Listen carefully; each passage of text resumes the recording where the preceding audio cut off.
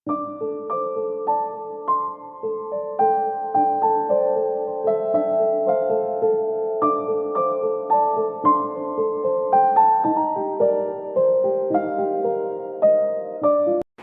শ্রীকৃষ্ণ বন্ধুরা, আশা করছি রাধা মাধবের আশীর্বাদে আপনারা সকলে ভালো আছেন।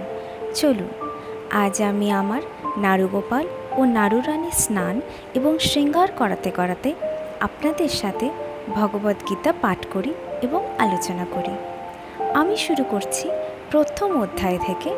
যখন কুরুক্ষেত্রের মহাযুদ্ধের দমদমা বাজল পিতামহ ভীষ্মের শঙ্খনাদে, তারপর একে একে শ্রীকৃষ্ণ, অর্জুন, ভীম এবং বাকি পাণ্ডবদের শঙ্খধ্বনিতে কুরুক্ষেত্রের আকাশ ধ্বনিত হতে থাকল। এমন অবস্থায় মহাবলী অর্জুন তার সারথি ভগবান বাসুদেবকে বললেন যে তার রথকে পাণ্ডব ও কৌরব সেনাদের মধ্যে স্থাপিত করতে।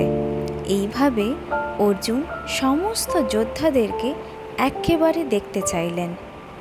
অর্জুনের কথা মতো ভগবান শ্রীকৃষ্ণ রথকে উভয় সৈন্যদলের মধ্যে নিয়ে গেলেন এবং অর্জুনকে ভীষ্ম, দ্রোণাচার্য প্রমুখ যোদ্ধাদের নিয়ে প্রস্তুত কৌরব সেনাদের দেখতে বললেন। এভাবে নিজের পিতামহ, পিতৃসমান গুরুদেব, অপরজ্যেষ্ঠ সমূহ এবং ভাই বন্ধু সকলকে সংগ্রামের জন্য উদ্যত দেখে অর্জুনের মধ্যে এক প্রকার হতাশা এবং বেদনার জন্ম নিল। অর্জুন এভাবে নিজের পরিবার পরিজনদের যুদ্ধক্ষেত্রে একে অপরের মুখোমুখি দেখে বললেন যে তার সমস্ত অঙ্গ অবশ হয়ে পড়েছে এবং মুখমণ্ডল শুকিয়ে গেছে। এই দৃশ্য অতি ভয়ঙ্কর এবং এতে অর্জুন মানসিকভাবে সম্পূর্ণ ভেঙে পড়েছেন। অর্জুন আরও বললেন যে এভাবে নিজেদের লোকেদের হত্যা করে তিনি বিজয়ী হতে চান না এবং কোনো সাম্রাজ্য আশা করেন না।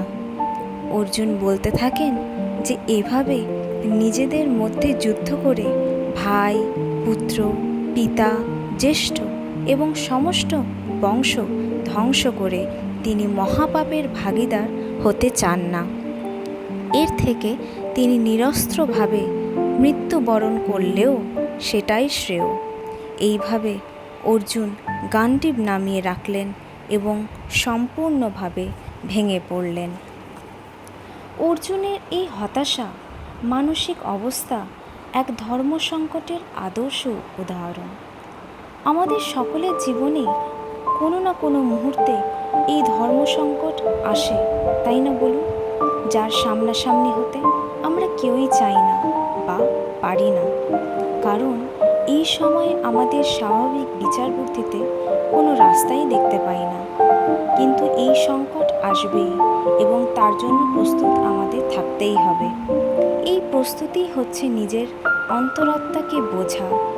গীতার বাকি সমস্ত অধ্যায় জুড়ে শ্রী ভগবান এই সংকট মোচনেরই নানাবিধি উপায় বলে গিয়েছেন, যা এক একটি যোগ পদ্ধতি নামে পরিচিত। বন্ধুরা, আজকে এই পর্যন্তই। পরের ভিডিওতে আমি দ্বিতীয় অধ্যায়ের কিছু অংশ নিয়ে চর্চা করব। ভালো থাকবেন, আর ভিডিওটি ভালো লেগে থাকলে লাইক, শেয়ার আর সাবস্ক্রাইব করতে ভুলবেন না। দেখতে থাকুন বাকি শৃঙ্গার।